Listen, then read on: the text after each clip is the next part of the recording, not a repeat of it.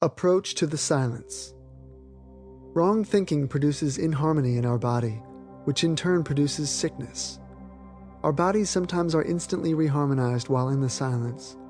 In the silence, our minds become passive, open, free, and loving, at which time the infinite master of harmony touches the mental chords of our being and we are well. Just as the piano can be tuned, so can the mind. Man's body is made up of 12 octaves, the same as in music. All matter is music. All matter is composed of 12 octaves. Wrong thinking produces inharmony in some of the octaves in our body. Right thinking tunes these organs, puts them back into their normal condition. Boys have their little steel magnets by which they pick up small pieces of steel, pins, and so forth. When overworked, these magnets no longer attract. Then the boys take their magnets, have them rubbed against strong magnets or remagnetized with an electric current, and their power is quickly restored. So with our bodies. Mind is the re-electrifier and reharmonizer of the octaves into all harmony. Right thinking, therefore, is the most important thing in life. As a man thinketh in his heart, so is he. Just as a tuning fork near a piano will respond with a vibration when a key of the same pitch is struck on the piano nearby, so likewise do the bodies of men respond to proper stimulus and become in tune. By right thinking, man can reharmonize himself, can achieve health, success, and prosperity. To enter the silence, one must first establish perfect relaxation in mind and body. Then, as the consciousness is brought from one part of the body to another, the tuning takes place. If the leader in the silence should be intoning, there will be many in the audience who will feel tinkling sensations, vibrations, and are often instantly healed. They have been instantly reharmonized. Sometimes it may take several intonings in the silence for a complete healing. Should you have a violent vibration, feel no fear, but thank God for your healing, because the more violent the vibration, perhaps the worse has been your condition, and the more surely has the reharmony begun. Some people will feel this vibration for hours, even days, throughout which there is always healing. Others may not feel the vibration at all. Yet if there has been any inharmony in the bodily organs, these organs are unconscious to the conscious intoning reharmonization. Many people who have been healed of divers and many malignant diseases were at no time conscious of any vibration. Never be discouraged if you feel no sensation. If you do feel a vibration, know that you are susceptible and on the high road to a healing demonstration. The one intoning may or may not be feeling vibrations. Religion is the life of God in the soul of man. The silence is the medium by which the life of God and the soul of man are brought into at-one-ment.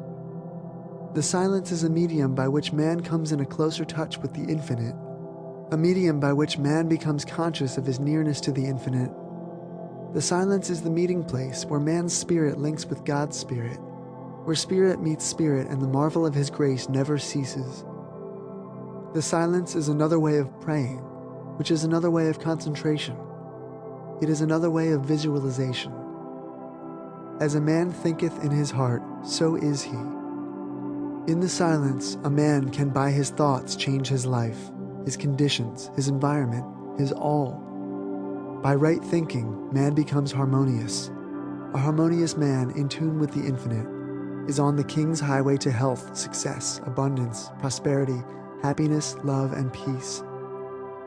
By means of wrong thinking, our minds are put out of harmony with the great infinite Spirit of God.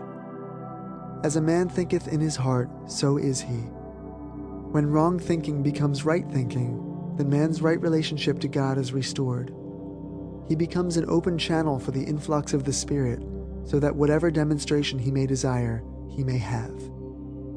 In the silence, a man may change his thinking as in no other way, therefore may change his heart, change his whole being, change his environment, change every condition to which he was subject. The human body may be likened to a harp.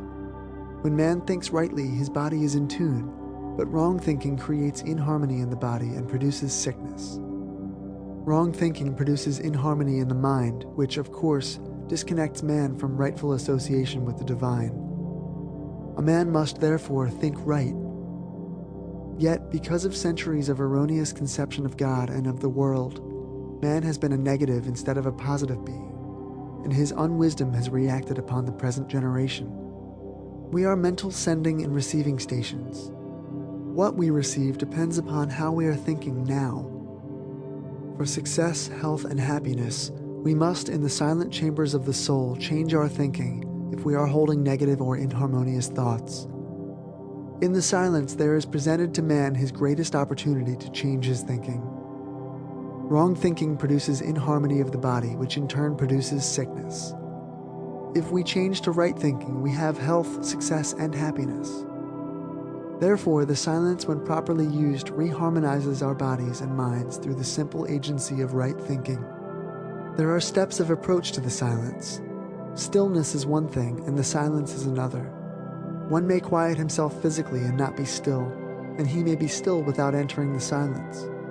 When one becomes physically and mentally at rest, he is apt to become receptive to psychic influences. And when these are not desired, it is advisable to protect oneself while mentally negative. One may affirm his oneness with God, his being surrounded and protected by the divine goodness, and may symbolize this by enveloping himself in thought with the white light of love or the mellowed tints of sunshine. With the senses calmed and unresponsive to the slower vibrations, but responsive to the quicker ones, a peace and calm pervade one's mind, and it becomes consciously receptive to higher vibrations of vital energy. Immune from the lesser harmonies, one opens himself to the greater ones, which are always seeking avenues of expression. With the greater influx of the one life, a sense of power steals over one and he becomes conscious of increased vigor and vitality. In relinquishing specific thoughts, one opens inwardly rather than outwardly, and becomes receptive to subconscious impressions that are directed by his conscious affirmation of fundamental truth. The subconscious responds by returning to the conscious the logical sequences of the truths that have been consciously impressed upon it. The subconscious follows the lead given to it by the conscious affirmations of truth, and it brings back the consciousness of those truths in their various ramifications.